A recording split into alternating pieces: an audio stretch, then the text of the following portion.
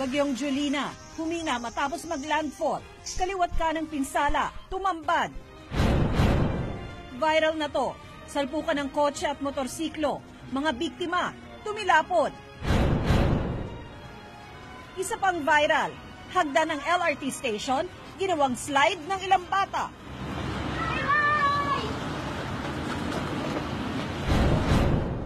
Kian Lloyd de los Santos, inilibing na.